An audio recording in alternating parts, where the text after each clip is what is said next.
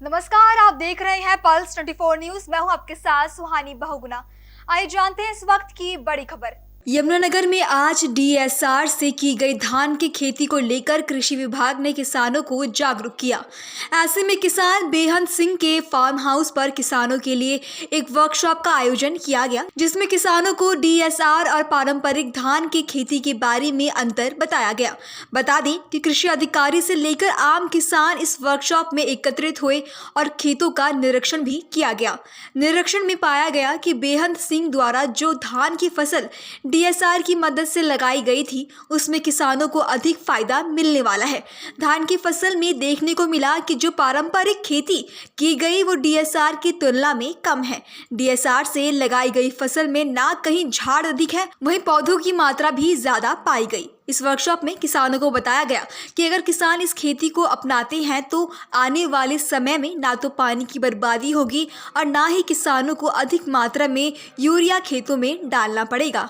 बहुत अच्छी पहल देखने में आज आई है कि भारतीय किसान यूनियन के प्रावधान में आज इस किसान गोष्ठी का आयोजन किया गया, जिसमें भारतीय किसान यूनियन के सभी जो पदाधिकारी, यहाँ के दूसरे जो लोग हैं वो सभी लोग इसमें आए और दूसरे आम किसान हैं उनको भी इसमें शामिल किया गया। तो ये एक बहुत अच्छा संदेश है कि भारतीय किसान यूनियन भी सरकार के जो योजनाएं हैं उनके साथ आकर के, जो कल्याणकारी योजनाएं हैं उनके साथ आकर के कार्य कर रही हैं।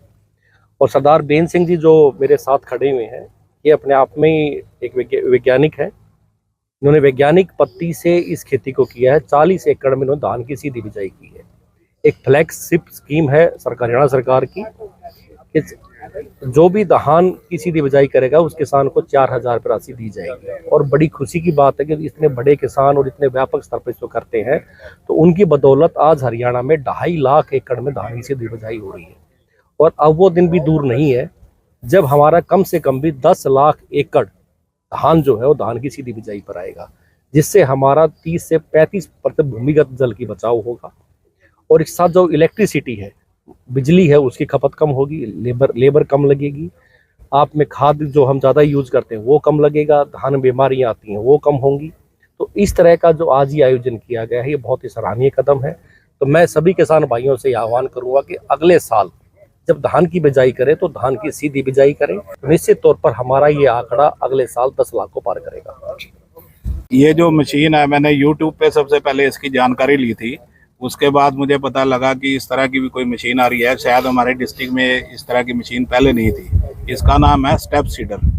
ये जो हमें पहले प्रॉब्लम आती थी कि लाइनों में बीज गिर जाता था डीएसआर का, और वो हवा ना क्रॉस होने की वजह से वो टेले की समस्या का सामना करना पड़ता था, झाड़ तो कम हो जाता था उससे।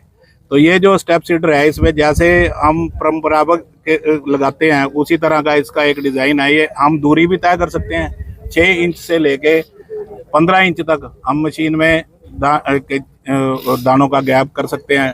ठीक है ना जी। उससे क्या होता है कि जो हवा है वो क्रॉस होती है, और जो हमें समस्या, मेरे को ये लग रहा है कि आगे कोई आने वाले टाइम में डीएसआर में कोई ऐसी समस्या आने वाली नहीं है। इसमें सीधा सीधा अभी डीडीए साहब ने कहा 4,000 तो प्रोत्साहित राशि है, और 3,500 से 4,000 रुपये लेबर लेती है जो ट्रांसप्लांट की है। ये आपके सामने जो एकड़ लगा हुआ है इसमें है। उसके बाद डीएपी का इसमें आधा कट्टा है, इसमें 1.5 कट्टा है। यूरिया का इसमें 1 कट्टा है और इसमें 2 कट्टे हैं, और टिलरिंग इसकी ज़्यादा है। तो किसानों को तो बचत ही बचत है। और जो सबसे बड़ी समस्या मेरी जो आज पर्यावरण को बचाने की है, मीथेन गैस इसमें उत्पन्न होती है, क्योंकि हम इसको ऊपर से प्लस्तर कर देते हैं और पानी जो है नीचे नहीं जाता, सिर्फ वेपोरेट होता है। और उससे जो गैस बनती है मीथेन गैस, वो ये मौसम में जो आप देख रहे हो उमस पैदा करती है। उससे पर्यावरण भी खराब हो रहा है, और पानी नीचे ना रिचार्ज होने से वाटर लेवल जो है वो दिन पर दिन नीचे जाता जा रहा है। इससे वाटर जो है नीचे जाता है वेपोरेट होने की बजाय। और अगर यही रीजन है कि इसमें अगर सूखा भी लग जाए तो ये फसल कायम रहती है, क्योंकि इसका पानी नीचे तक गया हुआ। अगर आप उस खेत को खोदोगे, उसका पानी आपको दिखा 4 इंच के बाद धरती सूखी है, इसमें 1.5 फुट तक। अभी डॉक्टर साहब ने मुझे बताया कि इसका भी जो समय है वो मई के आखिरी हफ्ते से लेके जून के पहले 2 हफ्ते तक लगाना इसमें बेनिफिशियल रहता है, जो पानी को भी बचाएगा और पर्यावरण को भी बचाएगा। ये थी इस वक्त की बड़ी खबर। ऐसी तमाम खबरों के लिए देखते रहें पल्स 24 न्यूज।